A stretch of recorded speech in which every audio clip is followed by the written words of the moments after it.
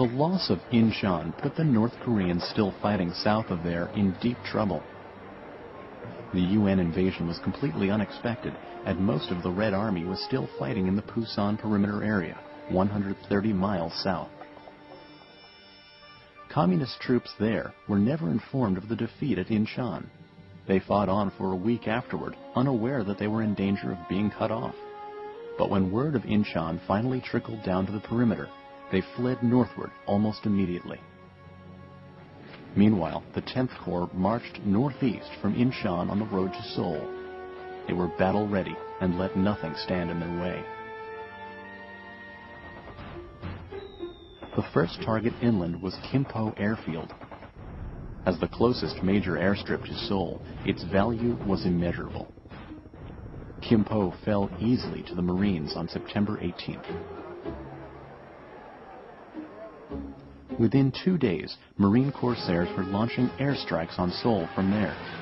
Kimpo would play a key role in conquering the city.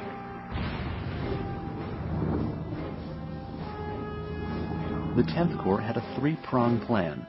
The 5th Marines would cross the Han River directly north of Kimpo, and then swing east and attack the city's western flank. Meanwhile, the 1st Marines would capture the suburbs just south of Seoul, and then join the 5th Marines to attack the city's west side. Finally, the Army 7th Division would rush up from the Pusan perimeter and cut off North Korean reinforcements on the eastern side.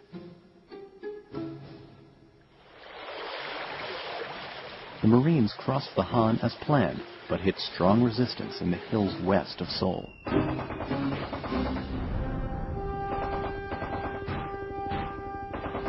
Heavy fighting took its toll on the Marines. The North Koreans were dug in deep and stuck to the hills like glue. Tank fire and air support rained down on the Communists for 3 days. Even flamethrowers couldn't loosen their hold.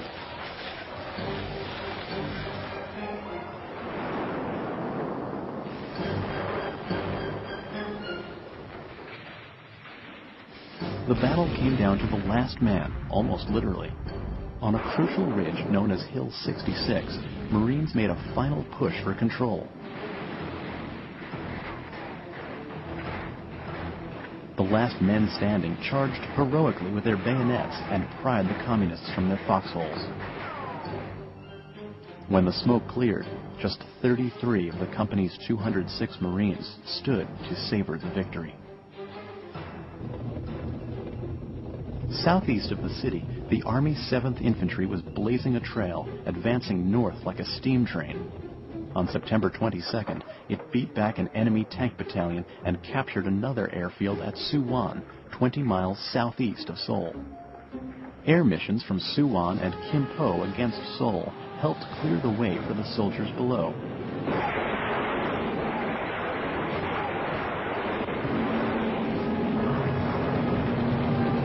By September 24th, UN troops held the high ground around the capital.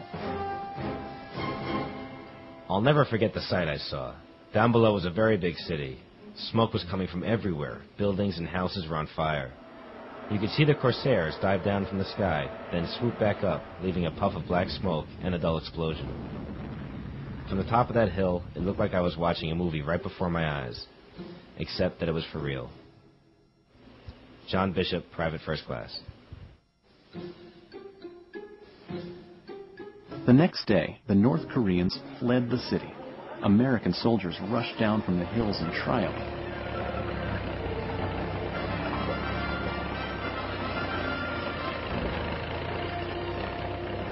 Seoul, the economic and cultural center of Korea, was back in friendly hands.